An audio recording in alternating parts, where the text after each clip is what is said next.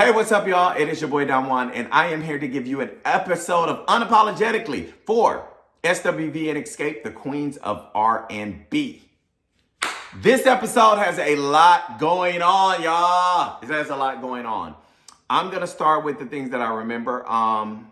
We have the conversations, and we're able to see a lot of SWV's backstory with their family. Seeing Lily talk to her child, and Lily was telling about the life she had lived, a few years ago, where she was homeless. That was heartbreaking. Like, I love all of the girls at SWV, but I love me some Lily. I'm gonna be honest. I love me some Lily. She's just always so real with it. If she ain't feeling some shit, she gonna tell you she ain't feeling some shit. But her vulnerability is always, it stands out. Like when it comes to TV, Lily is gonna always be her. She's gonna tell it like it is. She's the New York girl that's just how she feel. You know what I'm saying? Like all of those kind of things. Her telling that story, I think, was something that could help somebody else when they're getting into the entertainment business. They kind of don't know how this stuff goes, and they realize like you can be up, you can be down. This is how this goes sometimes. So it was very heartbreaking to kind of see her tell that story, but it was good to see her kind of finding her place and talking about doing the erotic novels, and her son and her kids. I've met, all of them. I think they're super talented. Her son is, and her daughter is super sweet and amazing. So it was very, very much like a moment where I was like, oh, wow. I kind of had to stop a few and like be like, wow, when she was telling her story. Coco has two moments in this episode which I think are really good. Coco talks about her journey and her bipolar depressive diagnosis, but she also has the conversation with her child about going back to college, and he's talking about his mental health and how he was unhappy. So it's a kind of twofold where Coco wants her son to do the best thing that she thinks is right for him, but her son wants to do what's right for him. I think those were both real life situations. Both of those things that we saw with them were real life situations, them dealing with life. We see Latasha and Taj. Taj takes them through the, museum in Nashville, and you get to see even Xscape is in the museum and the history that those things come about. And Taj even, is like, y'all got to figure this out. And I think she realizes at that point that the things are very much more deep than she is aware of. You have Latasha who's working in the studio, and I don't think Rocky realized when he was saying that anime stuff that he's already dumb. Whatever.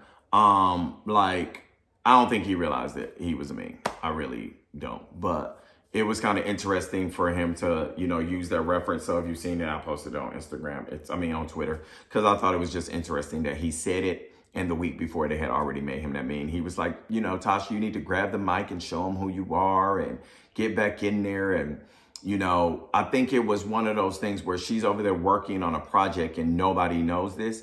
And I'm going to say this. I don't know what they're going to show next week. Let me just go ahead and say that. But I do know that we did not know she was working on a solo project. I don't think anybody from our side kind of knew. We had heard rumblings. But I have a conversation about her in a solo project on next week's episode if they show it. And I'm interested in seeing what they show. I said, because I know what I said. And I know that if they show what I said, then y'all are going to be like, damn. Because I definitely saw a lot of this happening without knowing. I knew what was happening. So we're going to see what they show. That's all I'm going to say. We're going to definitely see what they show. Taj tells Candy about meeting with Tasha and Tasha going solo, and you get some insight into like SWV broke up and Coco went solo, and they had those kind of things happen to them before. Tamika and her mom have a sit down, and it has a lot of emotions. Like the mom is very aggressive as it relates to her feelings. Tamika is trying to be respectful, I guess, in this moment because she doesn't want her mom to feel disrespected, so she's very quiet. But it was hurtful to watch Tamika sit there through it, because I feel like Tamika really was hurting sitting there. They both cried, and I think it was very much an emotional moment.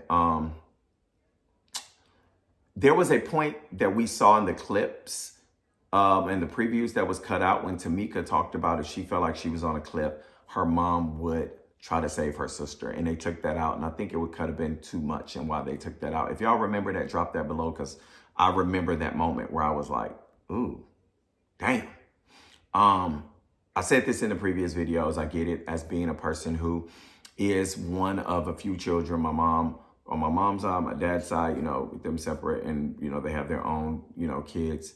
I get not feeling like you're the favorite kid. And I don't know if you're supposed to have a favorite kid, but I understand the struggle you go through, and how you just want to be seen. I can understand that. So I think that resonates with a lot of people.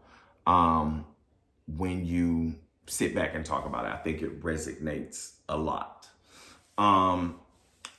You continue on, and we get to the scene that I guess everybody is talking about. Let me preface this scene with saying I'm unapologetically going to say how I feel. But let me preface it with saying I am a fan of both groups. I love SWV and can sing songs, and Coco and all of them, even if they don't like things that I may say, can tell you I can sing songs from albums that they may not have felt like people even love. Like What You Gonna Do, What We Gonna Do, MCM, Cosign, all of them are from albums that were not their bigger albums, but I just love them as a group. Of course, I love Xscape. So when I'm having this conversation, people sometimes don't like me when I spit my information and I try to base it off of a fact part. They don't like those kind of things. So I'm saying this to say what I'm going to do is I want to break this down to you. I used to be an educator, so I want to break this down to everyone that is watching. I want to put this in your life terms. I'm going to give you 2 examples. All right. So y'all ready to go to school? If you're ready to go to school, I want you to listen to me here. We have, and you're going to drop your info down in the comments. These are both going to be quick, but I'm trying to give you the insight. Let's say that you have person A, which is Jane Doe. You have person B, which is Jamie Doe.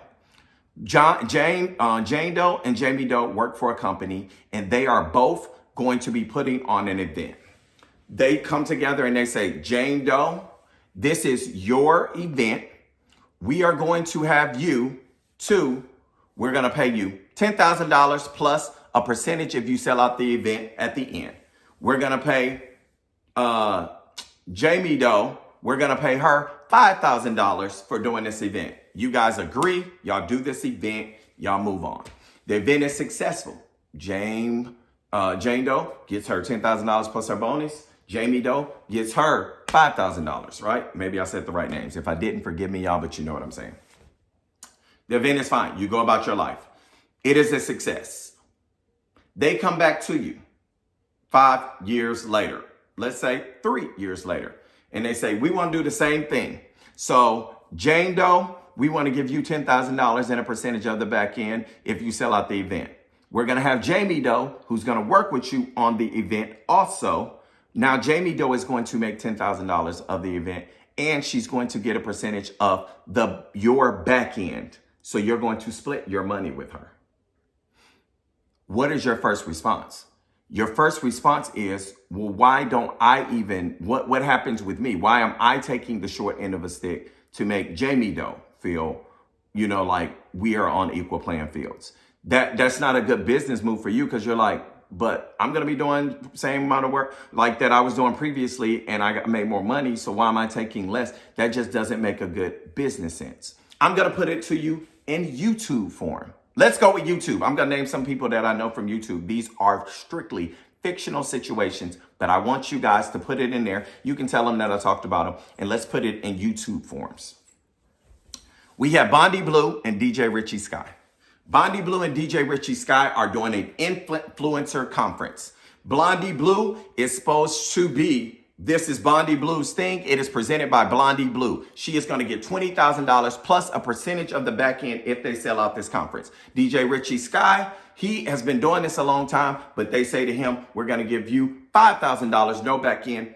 Y'all sell out this, this event. This is what it is. Great.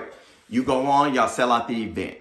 DJ Richie Sky is continuing to do things. Bondi Blue is doing them, but like when she does hers, Bondi Blue says, this is how much money I want each time that I'm doing my events. This is how it's supposed to go.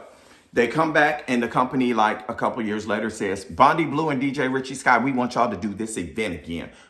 This is what we want to do. It's going to be DJ Richie Sky and Bondi Blue. We're going to pay Bondi Blue. We're going to pay you the same amount of money we paid you last time plus a back end. But DJ Richie Sky is now going to get paid the same amount as you. Plus, he's going to take part of your back end.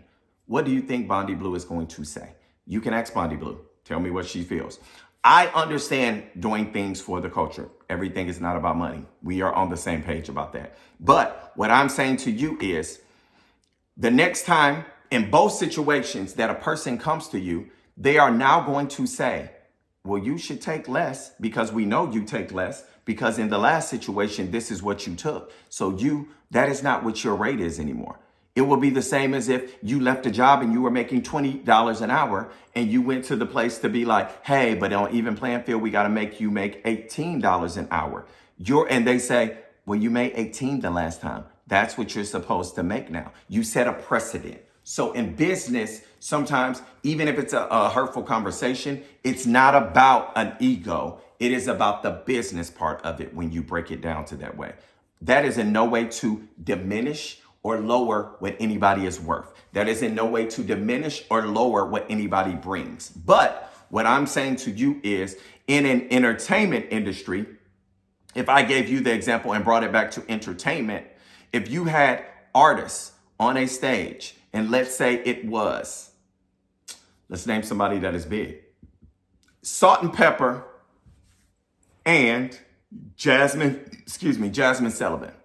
Both of them on the stage. Salt and Pepper has sold more records than Jasmine Sullivan, but they are on a concert tonight. Who is closing and headlining that show? I can bet you it is going to be Jasmine Sullivan, and that's no diss to Salt and Pepper. But they are going to be not the people who headline it, not as it doesn't take anything from their resume. So I said all that saying I used these last 5 minutes or whatever to talk about that. But I want people to understand it is in no way a diss. And when you take the people out of that are your favorite or you just speak straight the facts, that gives you a whole different perspective on stuff. Because if it was your life and we were talking in your terms, as in Jane Doe and Jamie Doe, you would be looking like, well, I'm not doing that. And if you talked about Bondi Blue and DJ Richie Scott, you'd be like, hold on. Again, the views and opinions of me are strictly the views and opinions of me, and they are not the views and opinions of anybody else because this is unapologetically. And those are all not factual situations. But I'm giving you that to give you an example. So if you are mad about somebody speaking their truth, you can be mad about them speaking their truth. I can't speak for their truth. I can only speak for a fact of a business matter. So if it's a business thing, I can speak for myself like, hey, I can't take a lower because then that sets me up that every time my thing has to be lower now because everybody knows this is what I do. That's where it changes the situation. I hope they can figure it out. I think both groups are amazing. I hope they can figure out the interpersonal part of it. I think it becomes a lot when you don't figure it out and like things brew and you see it on TV, even though you shot this months ago, you kind of had feelings, but I think it becomes a lot. So I hope they do. As it relates to anything else, nothing to say. Nothing to say. I think, hey, that's where we stand as it relates to this show and what's going on, and hopefully things get better. I want to thank you guys for watching unapologetically and supporting me. Hopefully you continue. Thank you so much for share, and subscribe, and please share it with somebody.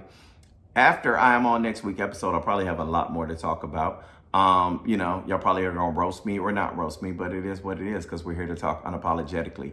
As a rule below, people have to understand even when I tweet, I may just block people. If I block you because you are disrespectful, it's just me blocking you because you're disrespectful. It doesn't have anything to do with you expressing your opinion, because I am more than happy to have educated conversations with you. When we were talking about the millions of records, the RIAA certification, which are strictly in the United States, which everybody is aware, and Candia said, hey, they may have sold 2 million or so in the United States more than us.